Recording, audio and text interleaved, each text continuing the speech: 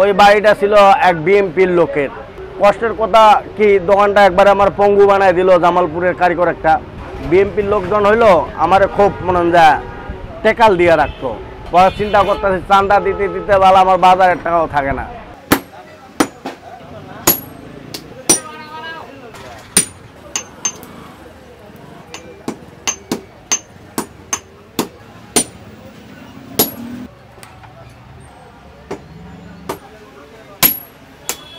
দাদা এই ব্যবসা করছি প্রথমে মনে যায় মানুষের দোকানত হেল্পারি করছি।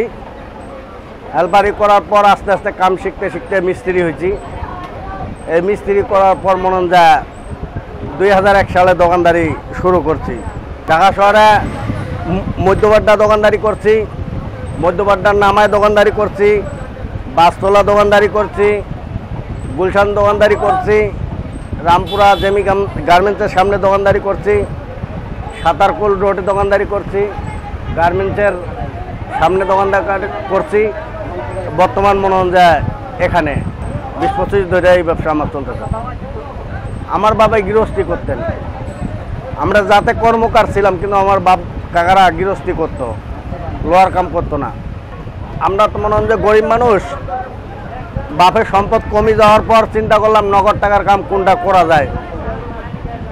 যে নগদ টাকার কাম, এটা লোহার কামটা করলে নগদ টাকা পাওয়া যাইব, তাতে জীবন ধারণটা ভালো মতো করা যাবে, কোনো বাকি বকেয়া নেই। আর আমার কামের যদি বস ধরতে যান তাহলে 28 বছর সারাদিন যা ইনকাম করি, দুজনের বেতন দিয়ে দেয়, 3 বেলা খাওয়ান দেই, সারাদিন চা পান সিগারেট দিয়ে দেই, তেল সাবান দইরা সব দিয়ে দেই, খালি লুঙ্গি প্যান্ট কিনা দেই না। যারা খাওয়া খরচ যা আছে সব আমি বহন করি। দাও, বটি, খুন্তা, কুড়াল, ছুরি, চাপাটি, তারপর কিছু বিল্ডিংয়ের কাম আছে, গ্রিলের কাম আছে, ওয়ার্কশপের কাম আছে, সব ধরনের কাম আমি করি। খুচরায় বিক্রি করি বেশি। আগে পাইকারি ব্যবসা করতাম, গার্মেন্টসের ধারে যখন ছিলাম তখন পাইকারি ব্যবসা করতাম। পাইকারি ব্যবসা লোহা কিনা, কয়লা কিনা, এই কারিগরক বিল দিয়া মন 10 টাকাও আমার লাভ থাকে না। এই কারণে পাইকারি ব্যবসাটা ছাইড়া দিছি। এটা তো আমাদের মনে হয় শহরের ব্যবসা, বুঝছেন। আমার ঘর ভাড়া, দোকান ভাড়ায় আমি 20,000 টাকা 22,000 টাকা ভাড়া দিই। এই কারণে আর কি কিছু করণ যায় না। আবার গ্রামে যদি করতাম, পাইকারি মাল দিতাম, তাহলে ভাড়াটা লাগতো না, ভাড়াটা বাইচা দিত না। ডিজিটাল হয়েছে, ডিজিটাল হাওয়া দেওয়া যায়, কিন্তু আমি ডিজিটালটা করি না। কেন লেগে কয়লা খরচ বেশি, কয়লার দাম বেশি। এই কারণে আমার আধুনিক যুগের যেটা পদ্ধতি, এটাই আমি চালাইতেছি। হ্যাঁ, আদি যুগেরটাই চালাইতেছি। তার মানে কারেন্ট গেলেও আমার কাম চলে। আর যখন বর্তমান যুগে যদি এখন কারেন্টে করতে যাই, কারেন্ট যতক্ষণ আছে এতক্ষণ কাম করুন যাইব, আর কারেন্ট না থাকলে কাম বন্ধ। এই কারণে আমি ওই আদি যুগেরটাই চালাইতেছি। কারেন্ট গেলেও আমার সমস্যা হয় না। না, এখন ওই গ্রামের সাইড বা গ্রাম বা মহল্লার সাইডে গ্যাস, যেই সব জায়গায় গ্যাস নেই ওই সব জায়গায় কয়লা পাওয়া যায়। এই কয়লা মনে হয় বর্তমানটা আমরা 700 টাকা বস্তা কিনি।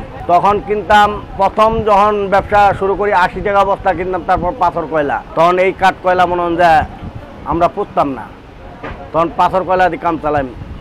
পাথর কয়লার দাম যখন 2800 টাকা পর্যন্ত বস্তা গেল, তখন মনে হয় পাথর কয়লা জ্বালানি বন্ধ করে দিলাম।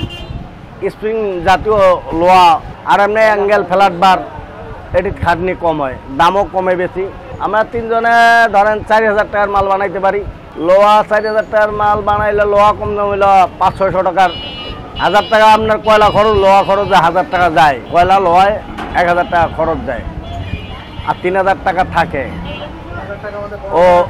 ওর বেতন হইল 3 বেলা খাওয়ায় 21,000। 3 বেলা ভাত, চা পান সিগারেট যা আছে ওরে মন যায় 21,000 টাকা বেতন দিই, খাওয়াটা হয়। আর ওনারে 15,000 টাকা বেতন দিই। উনি নতুন তো, এই কারণে ওনারে বেতন কম। ওই মোটামুটি খায়া লইয়া কোনো রকম মনে হয় পোলাপান লেখাপড়া করে, এটা আর কি চলে। কিন্তু যে বেশি কিছু করণ যায় না, যে পোলাপান লেখাপড়া করায় যে এরপর আয়, এরকম একটা আয় থাকে না।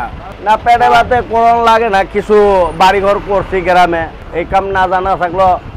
এই ছেলেটা আমার আপন ভাগিনা, এই ছেলেটা আজকে 14 বছর ধরে কাম করতেছে, আমার সাথেই 14 বছর কাম করতেছে, কিন্তু ওর এখনো মনে যায় সব ধরনের জিনিস বানাইতে পারে না। এই কামে আসি দাদা, মজার ঘটনা বলতে কি, যখন 2001 সালে আমি গুজরাট দোকানদারি করি, তখন মনে হন যে ফুটপাতে দোকানদারি করতাম। তখন ফুটপাতের অত্যাচার ছিল, 2-3 গ্রুপের চান্দা দেওয়ান লাগতো, পুলিশের চান্দা দেওয়ান লাগতো। পরে চিন্তা করতেছি চান্দা দিতে দিতে বেলা আমার বাজারের টাকাও থাকে না। গেলাম রামপুরা জেমি গার্মেন্টসের সামনে করলাম, করার পর মনে হন যে ওটি দীর্ঘ 7-8 মাস করলাম। করার পর জামালপুরের এক কারিগর রাখছিলাম, তো এই কারিগরের দোকানে থাকতো, রাতারাতি দোকানের যা মাল ছিল এরকম মেন রোডে তো একটা রিস্কাত উঠায় লইয়া একটা বাঘ শুধু ভাতিটা থুইয়া আর কিচ্ছু রাখে নাই, একটা হাতুর বাটাল কিচ্ছু রাখে নাই। একদিন হতে আমার 9টা নমায় দিছে, জামালপুরের লোক একদিন হতে 9টা নমায় দিছে। এই জীবনে মনে হন যে আমি একে একে, তখন তো মনে হন যে নতুন ঢাকা শহর ঢুকছি না, আর গ্রামের থেকে আইছি, অতটা মনে হন যে মানুষের সাথে চালাকি করতে পারি নাই। চিন্তা করলাম যেটি দোকান লই এটি ধরা খাই, একে একে আমি 7টা দোকান নষ্ট করছি, 8টার কালে যায় আমি প্রতিষ্ঠা হয়েছি। দাদা ওই যে দোকানটা হারানোর পর কষ্টের কথা কি, দোকানটা একবারে আমার পঙ্গু বানায় দিল জামালপুরের কারিগর একটা। তখন এখন তো আমার দোকানে মাল সামানা কিছু ছিল না, ঠিক আছে, তখন মনে হয় আমার পঙ্গু বানায় ফেলছে। তখন কি কাম করলাম, রিক্সা চালাইলাম, প্রায় দীর্ঘ 2-3 মাস রিক্সা চালাইলাম, মাটির কাম করলাম প্রায় 6 মাসের মতো। করার পর আস্তে আস্তে 2টা একটা করে যন্ত্র আবার গুছাইতে কিছু ঋণ কইরা পরে দোকান মনন যা গার্মেন্টসের ধারে আমি করি। এই তখন একটু ভগবান আমার দিকে মুখ ফিরে চাইছে, আর কোনোদিন মনন যা আর চুরি চামারি হয় নাই। ওই বাড়িটা ছিল এক বিএমপির লোকের, তো ওইটি আমি মোটামুটি ভালো একটা আশ্রয় পাইছিলাম। দীর্ঘদিন মনে যায় প্রায় 17-18 বছর তার জায়গায় আমি দোকানদারি করছিলাম।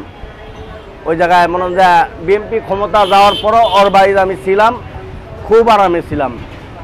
বিএমপির লোকজন হইলো আমার খুব মনে যায় টেকাল দিয়ে রাখতো, মানে কেউ বাইরা কেউ আয়া চান্দা বা কোনো কিছু এইসব ধরনের কেউ আর পরবর্তী আর কেউ আসে নাই। নতুনভাবে এই কামে কেউ আইতে চায় না, আর পরিশ্রমের কাম তো।